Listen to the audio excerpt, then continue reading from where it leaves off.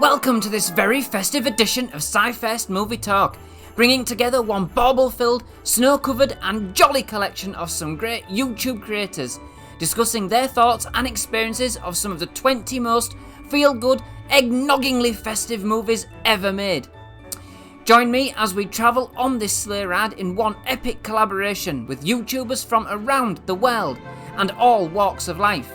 Hear their experiences of each of the movies in their own words and their own unique style, celebrating the creative diversity that is YouTube and offering a sample of some great YouTube channels deserving of your support.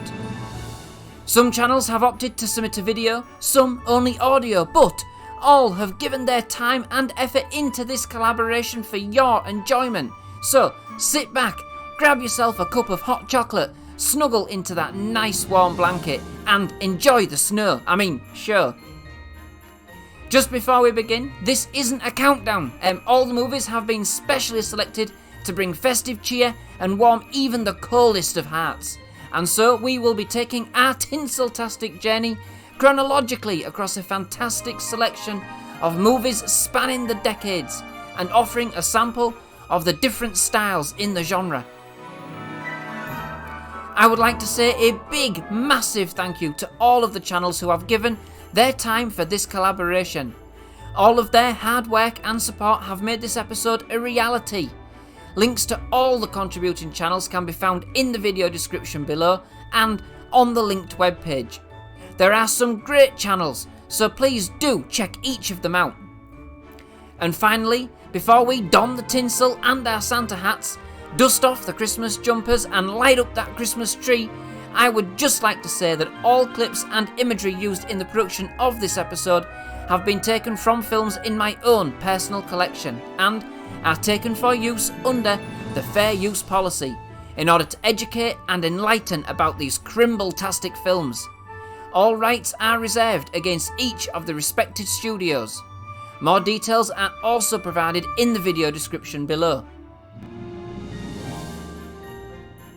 Hot chocolate at the ready, gingerbread on tap, all wrapped up cosy and warm? Then sit back, get comfortable and enjoy this cavalcade of some of the most festive movies ever made. Our magical journey starts with one of the truest festive classics ever to grace our screens. I talk, of course, of Frank Capra's 1946 humbling presentation, It's a Wonderful Life. It's a Wonderful Life is one of my most favourite films ever. I watch it every Christmas, maybe 2 or 3 days before Christmas. It just gives me that Christmas spirit every time. Just seeing George as the underdog and how he battles through everything and does the right thing. It just gets me always gets me there. It's one of the, I'm not ashamed to say, one of the only films that can make me sob like a baby every single time. Starring James Stewart as the film's main character, George Bailey, and Donna Reed as his wife, Donna, and set on Christmas Eve 1945, the film sees George down on his luck after losing his father and trying to cope with a struggling business, being hounded by a ruthless developer and the bank. It's a Wonderful Life is easily one of my absolute favorite holiday flicks. It hadn't been at first because I didn't watch it a whole lot, but now, of course, I have grown to love the movie. I love the performances from the whole cast. I loved when Clarence shows George what the world would be like if he wasn't even born.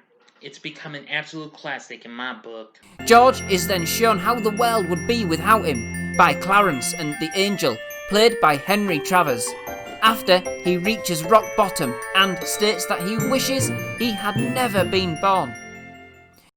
It's a Wonderful Life. Everyone remembers mostly just the ending. A lot of TV shows and other movies have copied that part, but the whole thing is amazing. Throughout the movie you see that one man has affected so many people. You realize it really is a wonderful life. This movie always brings a smile to my face. Whilst perhaps not being the most joyous of Christmas movies, it nevertheless is still as heartwarming as can be, with an absolutely iconic ending that sure packs a punch, and with an emotional story that will have you welling up in no time. Next, we have a film adaptation of the famous Charles Dickens novel about one man's greed and selfishness in 19th century England with the movie Scrooge, based, of course, on A Christmas Carol. Scrooge. Scrooge is one of those movies that everybody has seen or at least seen parts of it. It's definitely a staple of Christmas movies. Starring Alistair Sim as the infamous Ebenezer Scrooge, often noted as a dark and more gritty adaptation of the story, this still ends up being an endearing classic not to be missed, even for all of you bar humbugs out there. First of all, it's the movie that we see all together with my daughters at my parents' house the day of Christmas. And what we love about this movie is Albert Finney, the main actor. It was wonderful, and the fact that he denies all the time what is going on, the spirit that came to his house, and he denies to be a bad man, let's say. So he tried to find an excuse for what is happening. Not the first adaptation of the novel by far, certainly not the last, and not even the last on this list. But with a star-studded cast, this one brings a real rawness to the story and a touch of decorum to the proceedings, which is simply a treat to watch unfold. Based on the song made famous in the 1942 film Holiday Inn, our next film just oozes with festive delights in the 1954 big-scale, vibrant and totally musical production of White Christmas. White Christmas is just one of those movies that has every single element that you expect from old Hollywood. And then when you add the Christmas element to it, it just makes it, for me, it just makes it so comforting to watch and really just kind of sets the tone for the holidays in a really beautiful way. It's one of those movies that I watch every year. Oddly enough, it's one of the few that I watch on my own. This one's kind of like for myself, and just kind of gives me that little extra Christmas spirit because as a mom, I put on Christmas for everybody, really. I think that anybody who's a mom who's watching this kind of knows that you make the magic happen. So this is definitely something that kind of puts me on that path. So it's an absolute essential for me. I love it.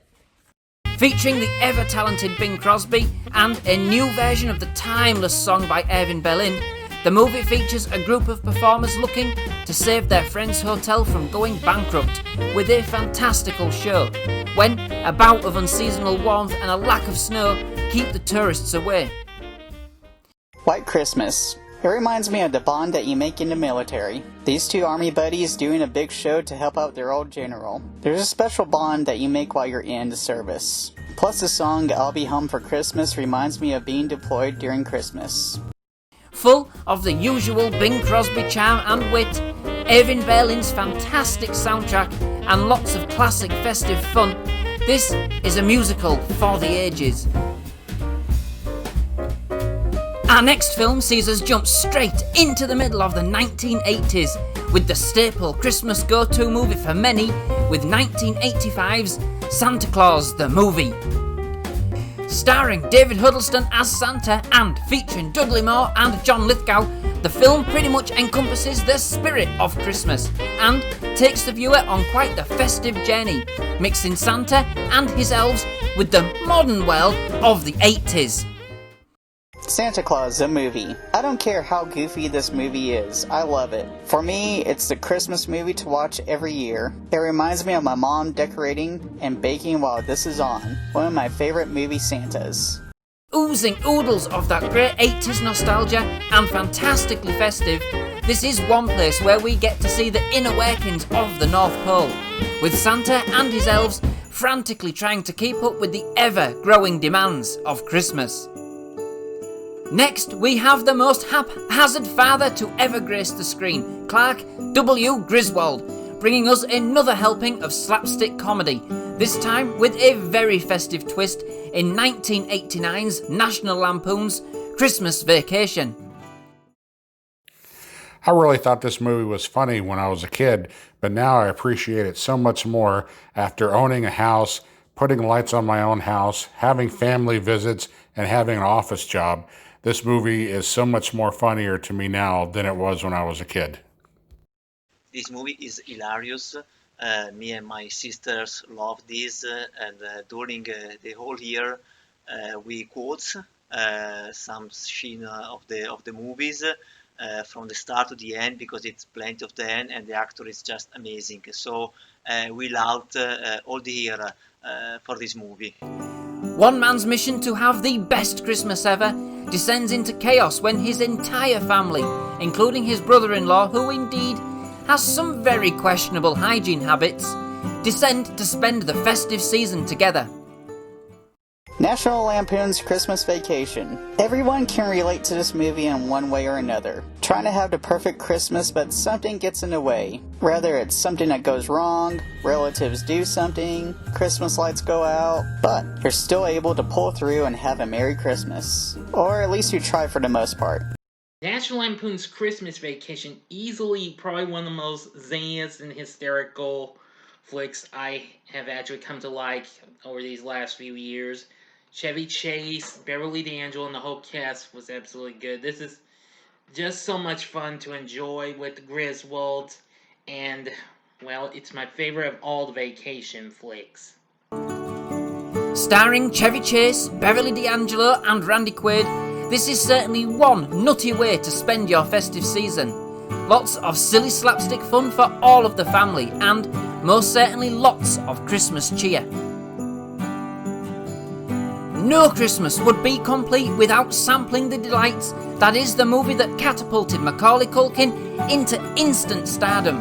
I talk, of course, of John Hughes' 1990 festive comedy, Home Alone.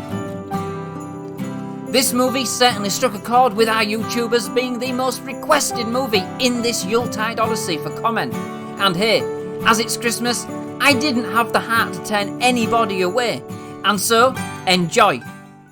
Another video that I watched is Home Alone, and I watched it in my life, I don't know how many times, 20 or 25, because in Poland we have it every single Christmas on TV. So every single Christmas we get to see Home Alone, and actually 2 or 3 years ago they decided to not put it on TV on 24th of December, and there was like almost strikes, like online strikes, we want a Home Alone. But yeah, this movie is a great movie. It's actually like really Christmas themed movie, so definitely a good movie to watch with your family. It shows how life can change, how crazy it can get, how much we can appreciate if we don't have something. As a Canadian high school educator, I think it's really important that we bring in some festive spirit into the classroom, and I enjoy showing Home Alone. When those first nostalgic soundtrack notes hit, the Home Alone theme, it just really brings us back to a sense of family, community, and hope during this very stressful time for students. Home Alone is the best family film with the least amount of family together during the film. And after seeing this, what kid didn't think of setting up booby traps? But I'm wondering if Kevin McAllister got the idea for the traps from A Nightmare on Elm Street ending? Or possibly from Rambo? As the movie's title suggests, we meet Culkin's character, Kevin McAllister, who is inadvertently left at home alone by his parents when they go on holiday for the Christmas period. Fun and frolics prevail when a couple of hapless criminals take an interest in stealing from the local neighbourhood, including the McAllister residents, thinking everybody is away. Little do the thieves know that Kevin has set up a number of ingenious and hilarious traps for them along the way, resulting in a grand finale that will have you in stitches. For many years since it came out in 1990, I've been a die-hard fan of Home Alone. It's been one of my favorite holiday flicks until it was surpassed by It's a Wonderful Life. Macaulay Culkin, I absolutely love him as Kevin. It's all great. I just love the flick for what it is, and for Kevin set up the trap to stop the wet bandits, etc., enough said. Home Alone really is kind of that child fantasy of not only it's always really cool that first time you're home alone by yourself, but that kind of child fantasy of being able to just win against the grown-up bad guys is something I loved when I was a kid, because it felt like, the kid, is the hero and all that. But as an adult, it still has that kind of charm to it. Granted, I was never home alone for 3 days by myself when I was, 8 or 9 or however old he's supposed to be, I think I'd be like just a petrified mess at that age. But it still has that kind of charm to it, and I love it. I love it. Yeah, Home Alone's one of my favourite Christmas films. I could say the Home Alone script with my eyes closed. I've watched it that many times, and with my name being Kevin as well. When I was a kid, I would always have people scream Kevin at me, like in the film as well. So that was always fun. But yeah, it's one of my most favourite films. Just really fun and ridiculous, but it's really fun to watch, and I really enjoy it. It brings back a lot of childhood memories when I watch it again, like every single Christmas. This movie exemplifies just what an 8-year-old can do when they put their mind to it, whilst also giving that warm and fuzzy feeling in this season, as the family is reunited and we get to experience the true spirit of Christmas, like we ourselves are children again. What's a Muppet? Well, it's not quite a mop, and it's not quite a puppet, in of course the immortal words of Homer J. Simpson. But what can't be denied is just how simply festive our next movie is, bringing a new dimension to the classic Charles Dickens novel, A Christmas Carol. I told you there would be more, in the 1992 musical, The Muppet Christmas Carol. The Muppet Christmas Carol. When I think of this, I think of the first time that I saw it with my family in our pajamas, after a few days of decorating the house for Christmas. It was so fun watching it with the kids. Also, I have to sing this because my wife sings this a lot. We're Marley and Marley. Oh! For me, this is pretty much my all-time favourite festive go-to movie. A staple at the start of every Christmas season in order to get me into that festive spirit. Starring, of course, the Jim Henson Muppets, including old favourites such as Kermit and Miss Piggy, the film gives the classic Charles Dickens Christmas tale about the mean old miser Scrooge, as played by Michael Caine, a new twist only the Muppets could deliver. Well, I absolutely do like The Muppet Christmas Carol. It's one of my favorite Muppet movies. I liked it for what it was, and the Muppets were absolutely great, and I especially did enjoy the performance of Sir Michael Caine as Scrooge. I think it's one of my favorite takes of A Christmas Carol. It's a very fun experience.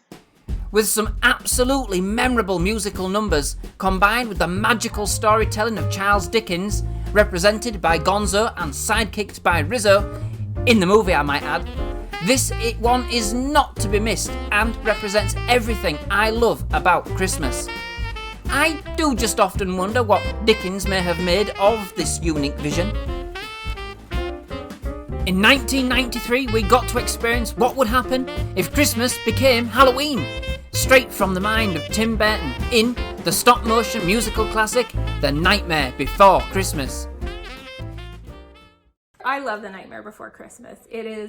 Obviously, it's a unique movie in that it combines both Halloween and Christmas, and they kind of collide in this really big way.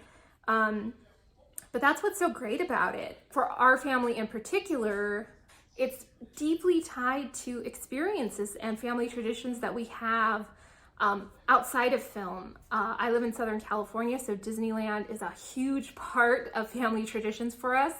And we get to experience The Nightmare Before Christmas every year at the parks, with the exception of this year, of course, because they turned the Haunted Mansion into a Nightmare Before Christmas theme. So we get to experience the film kind of in person in that way as well. So having that extra element on top of the film makes the film even more special. And I mean, who doesn't love Sandy Claus? So yeah, it's definitely a family favorite for us.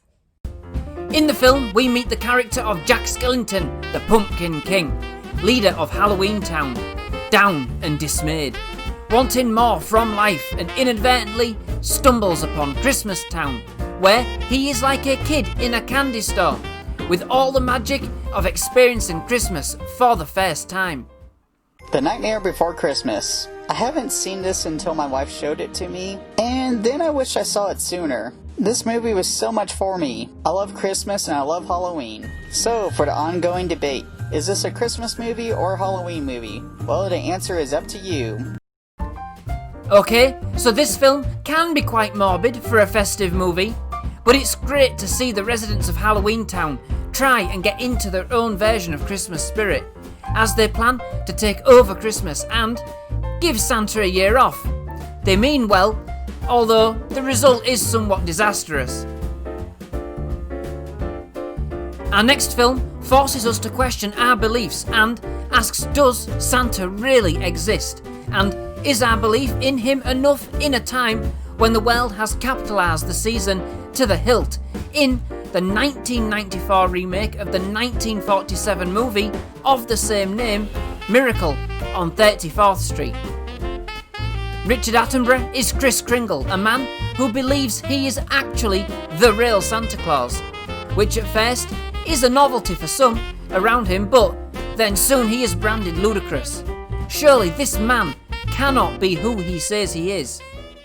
Miracle on 34th Street, you can clearly see Sir Richard Attenborough takes so much pride in playing Santa. Santa's suit looks a lot like a uniform, with brass reindeer buttons. The way he puts it on and makes sure everything is centered. He carries himself a certain way all the time, especially in front of children. Again, this is one of my favorite movie Santas. Chris stands trial for his beliefs, but are they so wrong when he spreads so much joy? This is truly a heartwarming and thought-provoking tale about family, about friends, and about believing in Christmas being much more than just a single day, but in fact a complete frame of mind. The next film in our jingle-tastic sleigh ride is for anybody out there who has braved the toy stores close to Christmas in search for that exclusive Buzz Lightyear, the latest Furby, or even a Cabbage Patch Kid with the 1996 over-the-top comedy Jingle All the Way.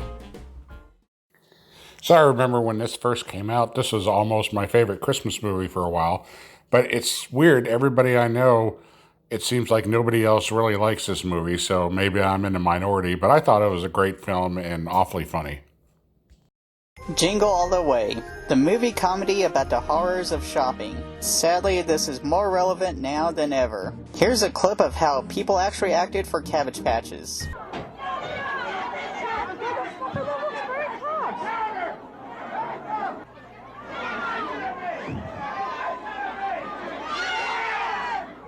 This scene has been repeated in hundreds of stores across the country that advertise the Cabbage Patch Kids.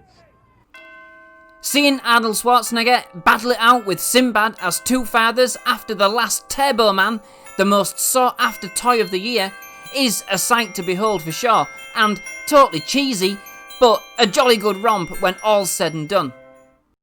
Jingle All the Way is just hilarious. I mean, Arnie's just brilliant, and you can't have a Christmas... I mean, Arnie in a Christmas film is just excellent. I think when you watch it as a kid, then watch it as an adult, it's two different things, because as a kid you find it really funny, but I think you can relate to it when you become an adult as well, like the stress of Christmas shopping you don't realise as a kid, but when you're an adult it is really stressful, and I think it puts it across really well in the film, and it's hilarious as well at the same time.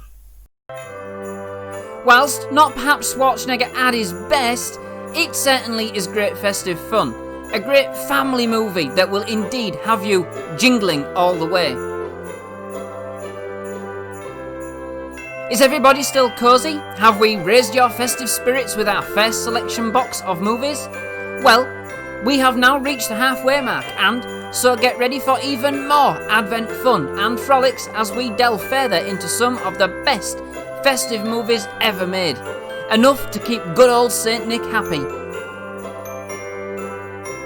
As we illuminate our second half, we do so with lashings of twinkle lights, yards of tinsel, and one glued-on Santa hat in the 1998 festive road comedy, I'll Be Home for Christmas. I'll Be Home for Christmas. This is the last movie I remember Jonathan Taylor Thomas in. I couldn't relate to his character wanting to be somewhere else for Christmas. I always wanted to be home with my family for Christmas. After avoiding going home after his mother died and his father remarried, Jake Wilkinson has been tempted back to the homestead with the premise of his father's vintage car, but he must be home before 6 p.m. on Christmas Eve. In my opinion, I think I'll Be Home for Christmas with Jonathan Taylor Thomas is easily probably one of the most underrated Christmas flicks in my book. And I have seen it a few times. I think it's a whole lot of fun. I especially liked how, well, JTT's character is trying to get home and what have you. It's just so much fun. Unfortunately, some of his schoolmates have other ideas, and Jake then finds himself stranded in the middle of the Californian desert with no money, no way home, and wearing nothing but a Santa suit. What then ensues is one madcapped adventure across America with lots of crazy and wonderful festive stops along the way, all to win the car of his dreams. And, of course, the girl. Next up, we have a version of the classic Dr. Seuss tale brought to life by none other than the man of many faces himself, Jim Carrey, in the 2000 spectacular live adaptation, How the Grinch Stole Christmas. As much as I like the original 1966 animated classic, I really do like Ron Howard's take of Dr. Seuss's How the Grinch Stole Christmas. Jim Carrey is absolutely really funny as the Grinch himself. It's just got so much fun, what have you. Well, it kind of is dark, but I still like it for what it is for certain reasons, you know. We meet the Grinch as played by Carrey, a vile, despicable creature who hates everything about Christmas and sets about a cunning plan with his adorable sidekick Max to steal Christmas from the Who's in Whoville, who basically live for the holiday. How the Grinch Stole Christmas. Me and my dad looked forward to seeing this coming out. We both loved the original cartoon. The book is one of my favorite Christmas books. So to see this on the big screen and turning live action was pretty cool and exciting. This is a fantastic reimagining of the Dr. Seuss classic in only the way Jim Carrey could. His facial expressions alone make this film an instant classic, and his portrayal and depiction of the Grinch is absolutely spot on. If some of our entries in this festive special have been a bit too soft, a bit too warm and cuddly, then look no further with our next movie, the 2003 lewd, crude and rude sometimes, but still a whole heap of jolly fun movie, Elf. I love the movie Elf because I'm a fan of Will Ferrell's humor, but also the story is very heartwarming for me. It doesn't fail to make me laugh out loud every time I watch this film, especially the part where Will Ferrell's character, Buddy, was super excited to see Santa but realized he was not the real Santa, which he knows too well. This movie also made me realize the importance of not losing that childlike heart. Sometimes when we become too busy with adulting roles, we lose that innocence and we tend to forget to have fun. This movie reminds me to appreciate the little things and the love for family always. The movie Elf will always be on my holiday movies to watch list. Buddy the Elf in Elf is such an innocent character. I mean, he's going from the North Pole to New York City, and it's just something really innocent about him. He has that kind of very naive quality to him, and as a adult rewatching it, it has that kind of charm of that kind of old school Christmas story that sadly don't see that much of anymore. But it's really gives really tears in my eye. I don't care. I'm a grown adult and I cried in it. Gives me that Christmas spirit. You gotta love that. That's just me personally. Starring Will Ferrell, Zooey Deschanel and James Caan, the movie finds Ferrell's character, Buddy, named after a diaper I might add, on a mission to find and connect with his real-life father, after being adopted and raised by Santa's elves. Knowing nothing of the outside world and thoroughly believing he is an elf. Elf. This is such a fun Christmas movie to watch. I feel like Buddy sometimes when talking about Christmas. Santa's coming! Yay! Well, I think it's one of Will Ferrell's decent movies and all, Elf happens to be a pretty darn funny flick, and I think Mr. Farrell is absolutely hysterical as Buddy. And that's why I think this is real good. It's great to see some of Buddy's antics for sure, and of course in warming his father's heart, who's a bit of a non-believer. His kind nature and true love for Christmas touches all around him. Certainly an alternative festive favourite, this movie is a riot and most definitely a worthy and enjoyable festive romp. All the kids have moved out. Christmas just ain't what it used to be. And so what? You know, if this year you decided to spend Christmas on a tropical cruise. Well, that's what husband and wife Luther and Nora Crank decided to do in our next Holly Jolly outing, 2004's Christmas with the Cranks. I remember watching Christmas with the Cranks in my French class, actually. This was back in grade 10, and it's not the best Christmas movie out there. I think there's other options, but it does bring back a feeling of community, selflessness, and generosity, and these themes are very prevalent during this time of year. It's still a good Christmas movie, however. Christmas with the Cranks is absolutely pretty funny and what have you. Tim Allen and Jamie Lee Curtis are absolutely good. And what they do in the movie to try and get everything back up and going, considering they want to skip Christmas and what have you. Yeah, that's pretty darn funny. I liked what they were going to do. Just when they've set their stall out, however, and let down the entire neighbourhood, the Crank's daughter announces on Christmas Eve she's coming home for the holidays. Frantically, the Cranks try to bring Christmas back to make it special once again, but all that remains are scraps and spoils, being Christmas Eve and all. This movie is called in Italy Escape from Christmas, literally. And every time me and my wife watch this movie, usually the last week of before Christmas, we ask ourselves, what if we escape from Christmas to, I don't know, maybe a Christmas at Bahamas or Maldives? Why not? Christmas with the Cranks reminds me of the time I was deployed during Christmas. My parents thought, we don't have to put out Christmas stuff this year. I ended up coming home for a couple of weeks, so my parents scrambled for a couple of days to try to put everything up. Making for some totally righteous fun and some madcap Christmas Eve frantic dashing that I am sure we've all been guilty of at some point. This movie is pure festive fun at its best and showing that family and community Christmas spirit will prevail. Next up, we have one of the films that has become a firm Christmas staple in our household, at least for the past few years. We all gather round in our PJs, snuggle up and watch with our treats and hot chocolate. I talk, of course, of the 2004 animated adventure, The Polar Express. So when this film came out, I really didn't want to see it. The trailers didn't look interesting. It didn't seem like the kind of movie I'd like. And even after watching it the first time, I still didn't really like it too much. But now we've watched it many times and it's added to the annual Christmas movie list. And I really appreciate it now.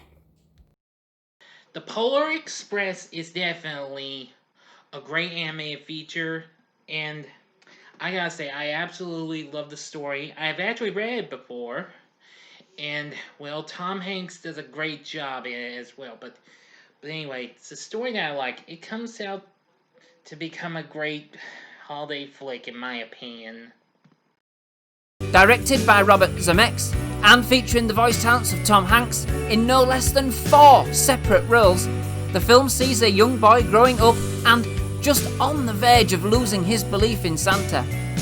The grand and extravagant steam train, the Polar Express, pulls up outside his house on the Christmas Eve of his critical year and takes him and a number of other children on a magical and sometimes perilous journey to see Santa at the North Pole.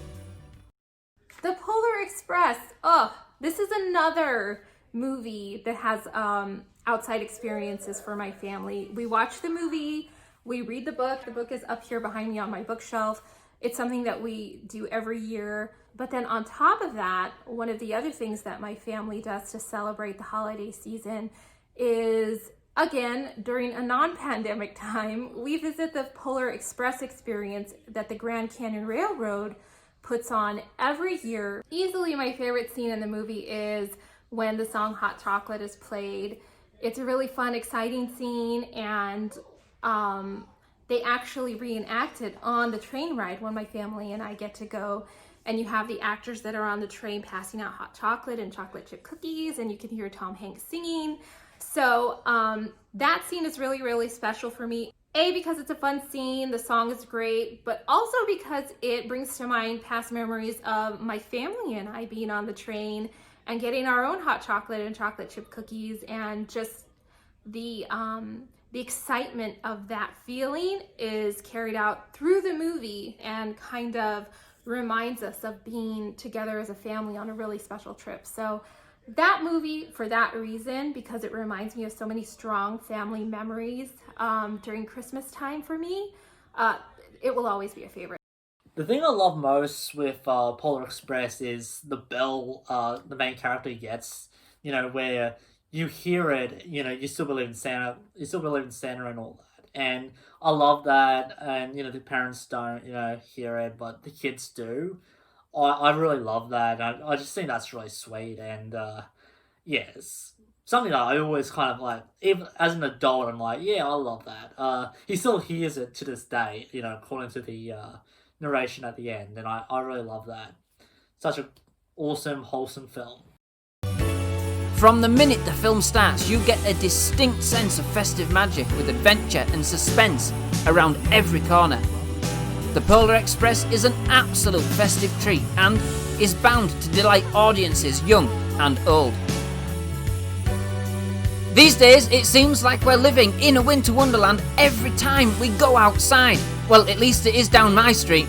So if where you are is anything like where I live, then everybody seems to be outdoing themselves, and everybody around them this year with their decorations. And hey, I'm not complaining. The displays are absolutely amazing, which is indeed perfectly apt given the festive rivalry that develops in our next movie, the 2006 comedy Deck the Halls. Deck the Halls is a great goofy Christmas movie to watch and make fun of with friends. I saw this when deployed and we made fun of it like Mr. Sincere 3000. Now, that's not to say we didn't like it, we just enjoyed it and had fun with it. Starring Danny DeVito and Matthew Broderick as two neighbours who go head to head to achieve the best Christmas display, sabotaging each other's plans in the process, leading to some great slapstick fun with totally hilarious consequences. Making for one jolly Christmas outing and getting us right into that festive spirit, illuminating the Yuletide season, Deck the Halls will have you rigging up the bells of holly, tinsel, the tree, the baubles, the twinkle lights, the wreath, stockings. What Christmas is complete without watching a nativity play? All of those starry-eyed kids, the highly strung teachers trying to ensure baby Jesus isn't advertently thrown from the manger, and Mary, who doesn't trip over Joseph on stage, the audience each watching the whole show through a carefully mounted camera, pure delight. And indeed, none more so than the next film in our list, 2009's aptly titled Nativity. Nativity. I saw this on a list of movies. I had not seen it before, so I decided to watch it. So from now on, I'll be remembering this project whenever I watch this movie. Every year we make new Christmas memories when seeing Christmas movies. Starring Martin Freeman and Ashley Jensen, the movie sees two rival primary schools, St Bernadette's and Oakmore, pit it out at Christmas to determine who has the best nativity play. Determined to succeed, the teacher from St Bernadette's lies and tells everybody he has the involvement of a big Hollywood producer, his ex, to turn the show into a film.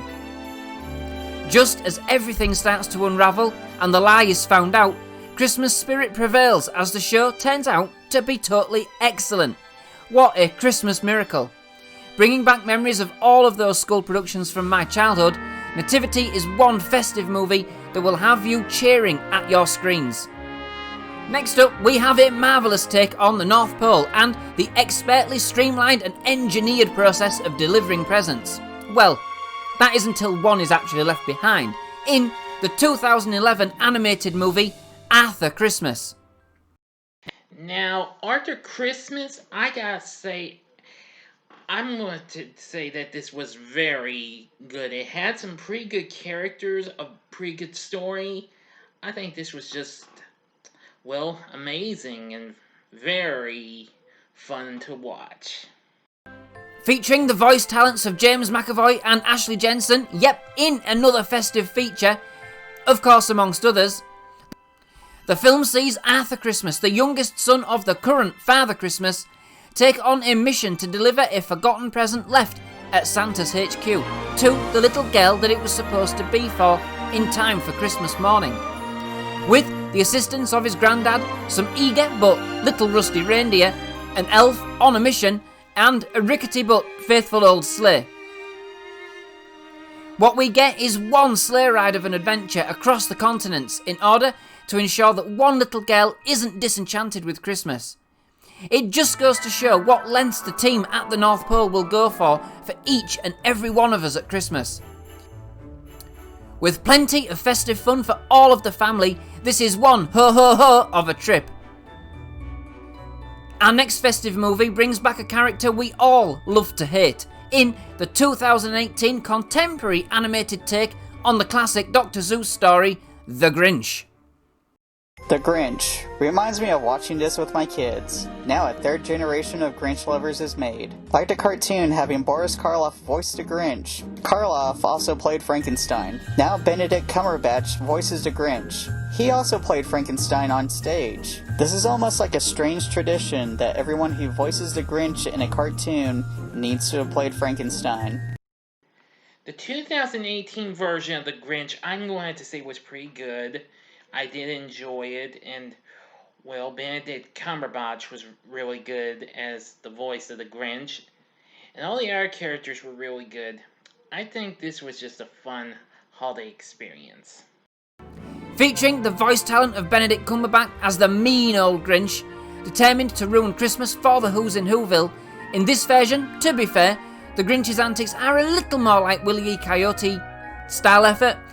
He wasn't always successful in creating misery. In fact, his efforts often had the opposite effect. For our family, The Grinch is kind of a recent family favorite for Christmas time. We've been watching it since last year. We've actually been watching it a couple of times a week for the last month or so, just kind of getting into the holiday spirit. And my kids love this movie. I love this movie.